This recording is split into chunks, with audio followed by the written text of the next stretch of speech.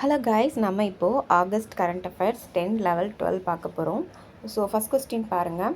மறுசீரமைக்கப்பட்ட தமிழ்நாடு மாநில சட்ட ஆணையத்தின் தலைவராக நியமிக்கப்பட்டுள்ளவர் யார் அப்படின்னு பார்த்தோம் அப்படின்னா நீதிபதி டி கிருஷ்ணகுமார். ஸோ இவங்க மணிப்பூர் உயர்நீதிமன்றத்தில் முன்னாள் தலைமை நீதிபதியாக இருந்திருக்காரு. ஸோ இப்போ தமிழ்நாடு சட்ட ஆணையத்துக்கு தலைவரை நியமிச்சிருக்காங்க. நீதிபதி டி.க. ராமன், டி.கே. ராமச்சந்திரன் மற்றும் ஏ. அருணகிரி ஆகியோர் முழு நேர உறுப்பினர்களாக இதில் நியமிக்கப்பட்டிருக்காங்க. இப்போ தற்போதுள்ள சட்டங்களை ஆராய்ஞ்சு அவற்றுள்ள குறைபாடுகளை கண்டறிஞ்சு திருத்தங்கள் மற்றும் புதிய சட்ட நடவடிக்கைகள் தமிழ்நாடு அரசுக்கு பரிந்துரைப்பு தான் இந்த ஆணையத்தோட முக்கிய பணியாக இருக்குது. ஸோ இப்போது இந்த வட்டம் நமக்கு குரூப் எக்ஸாமில் இது கேட்கலாம். இந்த தமிழ்நாடோட சட்ட ஆணையத்தோட தலைவராக யார் நியமிக்கப்பட்டிருக்கான்னு பார்த்தோம்னா நீதிபதி டி கிருஷ்ணகுமார். அடுத்து பாருங்கள், உலக பழங்குடியின மக்களின் சர்வதேச தினம் எந்த நாளில் அனுசரிக்கப்படுகிறது? ஆகஸ்ட் 9. ஸோ இதை பார்த்தோம் அப்படின்னா பழங்குடியினரின் உரிமைகள், கலாச்சாரங்கள், பாரம்பரிய அறிவு, சமத்துவம் மற்றும் நல்வாழ்வை மேம்படுத்துறதுக்காண்டி இந்த நாள் அனுசரிக்கப்படுது. ஸோ ஐநா சபையோட 1994 ஆண்டில் இந்த தினத்தை ஸ்டார்ட் பண்ணாங்க. அடுத்து 1982 ஆண்டு நடைபெற்ற பழங்குடியின மக்களுக்கான ஐக்கிய நாடுகளின் பணிக்குழுவின் முதல் கூட்டத்தை நினைவுபடுத்தும் வகையில் ஆகஸ்ட் 9 இந்த தேதி தேர்வு செய்யப்பட்டிருக்கு. இந்த வருஷத்துக்கான கருப்பொருள் பார்த்தோம் அப்படின்னா honouring indigenous midwives, safeguarding life and wellbeing. அடுத்து பாருங்கள், 2025 ஆண்டிற்கான சந்த் கபீர் கைத்தறி விருதுகள் பெற்றவர்கள் இணைய சரியாக தேர்ந்தெடுக்க சொல்கிறாங்க. இதில் பார்த்தோம் அப்படின்னா எல்லாருமே பெற்றிருக்காங்க. இதில் இருக்க புதுடெல்லியில் உள்ள ராஷ்டிரபதி பவன் கலாச்சார மையத்தில் இந்த விழா நடந்திருக்கு. ஸோ இதில் குடியரசுத் தலைவர் திரௌபதி முர்மு அவங்க 2025க்கான விருது இப்போ கொடுத்துருக்காங்க. ஸோ மொத்தம் 22 விருதுகள் கொடுத்துருக்காங்க. அதில் 3 சந்த் கபீர் கைத்தறி விருதுகள் 19 தேசிய கைத்தறி விருதுகளும் கொடுத்துருக்காங்க. இல்லை இந்த சந்த் கபீர் விருது பெற்றவங்க பார்த்தோம்னா ராம் மெஹர் ஒடிசா, ருனிமா செட்டியா சௌத்ரி அஸ்ஸாம், ஷா முகமது அன்சாரி உத்தரப்பிரதேசம். ஸோ இவங்க 3 பேர் வாங்கியிருக்காங்க. ஸோ தேசிய கைத்தறி விருதுகளை தமிழ்நாட்டோட காஞ்சிபுரம் பட்டுக்கு அங்கீகரிச்சிருக்காங்க. அதே மாதிரி இந்த நெசவு மரபு போற்ற வகையில் 4 நினைவு தபால் தலைகளையும் வெளியிட்டிருக்காங்க. அடுத்து ஹொய்சாலர் ஆட்சியாளர் விஷ்ணுவர்தனின் மரணம் குறித்த தகவல்களை வெளிச்சத்திற்கு கொண்டு வந்துள்ள நடுக்கல் எதுன்னு பார்த்தோம் அப்படின்னா கர்நாடகாவில் எந்த மாவட்டத்தில் கண்டெடுக்கப்பட்டிருக்குன்னு பார்த்தோம்னா ஹாசன் அப்படின்ற மாவட்டத்தில் இப்போது அவங்களோட கல்வெட்டு கிடச்சிருக்கு. ஸோ கர்நாடக மாநிலம் ஹாசன் மாவட்டத்தில் உள்ள நீலகுண்டா கிராமத்தில் இருக்கிற லட்சுமி நாராயண சுவாமி கோயிலில் தான் ஹோய்சாலர் காலத்து நடுக்கல் கண்டுபிடிச்சிருக்காங்க. ஸோ இது வங்காளபுராவில் ஹோய்சாலர் மன்னர் விஷ்ணுவர்தன் இறந்து சிறிது நேரத்தில் போபா அப்படின்ற ஒரு போர் வீரர் இறந்ததாகவும் அவங்க மனைவி இவர் நினைவாக மனைவி மரவேவ் அப்படின்றவங்க நடுக்கல் இந்த நடுக்கல் வச்சதுக்கான குறிப்புகள் அதில் இருக்குது. அடுத்து பாருங்கள், 2026 ஆண்டுக்கான 16வது பிரிக்ஸ் வர்த்தக அமைச்சர்கள் கூட்டம் இந்தியாவில் எந்த நகரில் முடிவடைஞ்சிருக்குன்னு பார்த்தோம் அப்படின்னா ஜெய்ப்பூரில் நடந்து முடிஞ்சிருக்கு.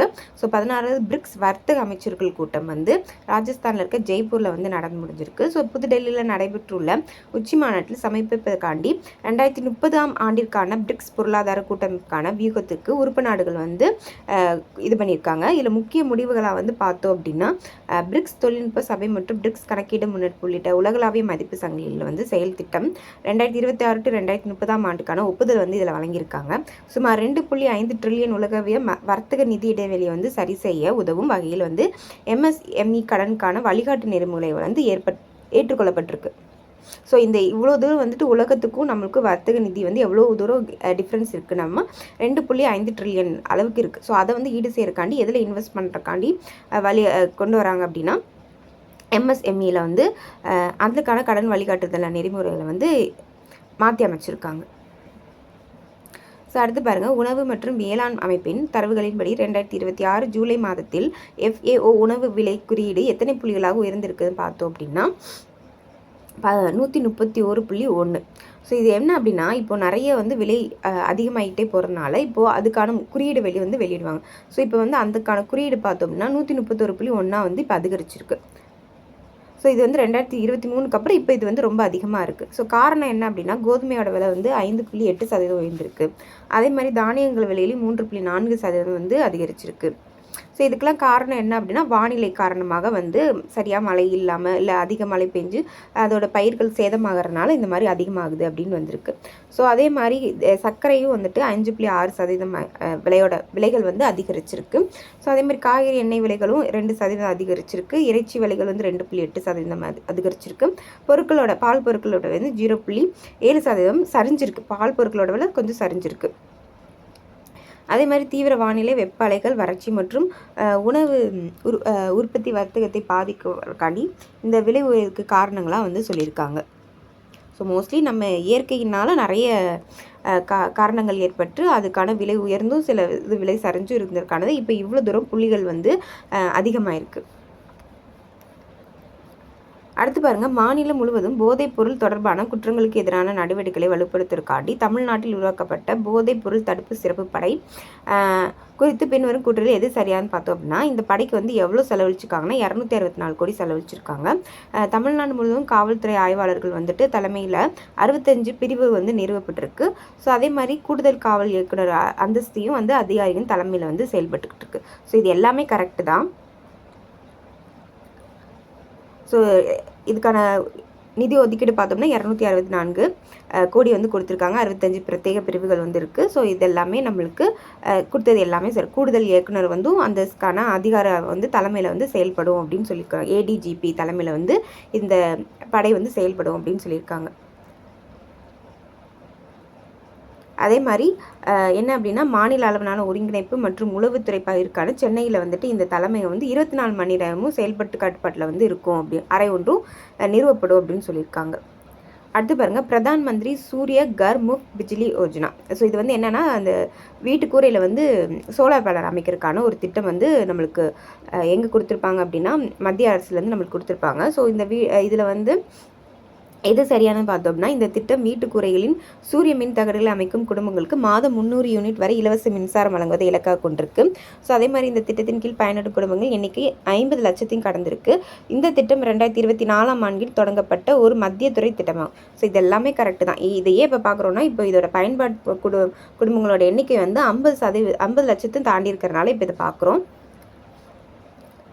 ஸோ இந்த மாதிரி அந்த வீட்டு கூரையில் வந்துட்டு நம்மளுக்கு சோலார் பேனல் வச்சாங்க அப்படின்னா மாதம் 300 யூனிட் கரண்ட் இலவசம் மற்றும் 78,000 வரை நிதியுதவி வந்து அளிக்கிறாங்க.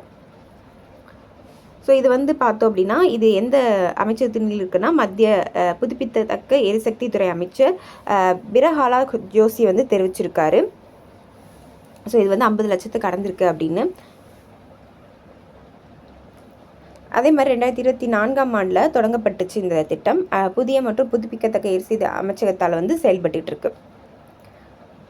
அதே மாதிரி உலகின் மிகப்பெரிய வீட்டுக்குறை சூரிய மின் உற்பத்தி திட்டம் தான் இந்த உலகிலேயே அதிக வீட்டுக்குறை சூரிய உற்பத்தி திட்டம் தான் இந்த திட்டம். இந்த திட்டம் வந்து 2027ஆம் ஆண்டு மார்ச் 31 வரைக்கும் நிறைவடையும் அப்படின்னு சொல்லியிருக்காங்க.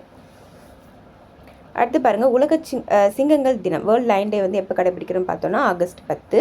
ஸோ இது வந்து சிங்கங்களை வந்து பாதுகாப்புறது, அதுங்களோட வேட்டையாடுதல் மற்றும் மனித வனங்கு மோதல் அச்சுறுத்தல் குறித்து விழிப்புணர்வு ஏற்படுத்துக்காண்டி ஆகஸ்ட் 10ஆம் தேதி இந்த நாளை வந்து நம்ம கடைபிடிக்கிறோம். ஸோ உலகில் எஞ்சிருக்கும் காட்டு ஆசிய சிங்கங்கள் தாயகமாக இந்தியா வந்து இருக்குது. ஸோ இது முக்கியமாக குஜராத்தில் இருக்க கிர் நிலப்பரப்பில் வந்து இருக்குது. ஸோ 2020 பார்த்தோம் அப்படின்னா சிங்க பாதுகாப்பு திட்டத்தை வந்து தொடங்கினாங்க. ஸோ சிங்கங்களின் எண்ணிக்கை ஒரே இடத்தில் குவிந்திருப்பதை வந்து தடுக்கிறதுக்காண்டி குஜராத்தில் உள்ள பர்தா வனவிலங்கு சரணாலயம் கூடுதல் வாழிடமாக உருவாக்கப்பட்டிருக்கு. ஸோ அடுத்து பாருங்கள், 2027ஆம் ஆண்டிற்கான மக்கள் தொகை கணக்கெடுப்பின் 2ஆம் கட்டத்தில் சாதி விவரங்களை பதிவு செய்யும் முதல் பகுதியாக எந்த யூனியன் பிரதேசம் வந்து திகழ உள்ளது பார்த்தோம் அப்படின்னா லடாக். ஸோ லடாக் வந்து தனது 2027ஆம் ஆண்டிற்கான மக்கள் தொகை கணக்கெடுப்பின் 2ஆம் கட்டத்தை வந்துட்டு 2026ஆம் ஆண்டு ஆகஸ்ட் 17 வந்து தொடங்குது. இது வந்து சாதி விவரங்களையும் சேர்த்து பதிவு செய்யறதுக்காண்டி ஃபர்ஸ்ட் டைம் வந்து யூனியன் பிரதேசத்தில் வந்து கொண்டு வராங்க. ஸோ பதிலளிப்பவர்கள் தங்கள் சாதியை சுய பிரகடனம் செய்வதன் மூலம் சாதி தரவும் சேர்க்கப்படும் அப்படின்னு சொல்கிறாங்க இந்த கணக்கெடுப்பில். ஸோ படிவத்தின் சுமார் 40 கேள்விகள் வந்து இருக்கும்.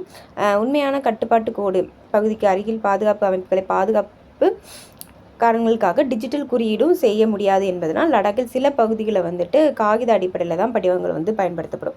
ஸோ அங்கே வந்து சில இதெல்லாம் வந்து டிஜிட்டல் வந்து பயன்படுத்த முடியாதுன்னு சொல்கிறாங்க சில பகுதிகளில். ஸோ லடாக், ஜம்மு காஷ்மீர், இமாச்சல் பிரதேசம் மற்றும் உத்தரகாண்ட் ஆகிய பனி முடிய பகுதியில் இந்தியாவின் மற்ற பகுதிகளுக்கு முன்னதாகவே கணக்கெடுப்பு நடத்தப்படும் அப்படின்னு சொல்லியிருக்காங்க.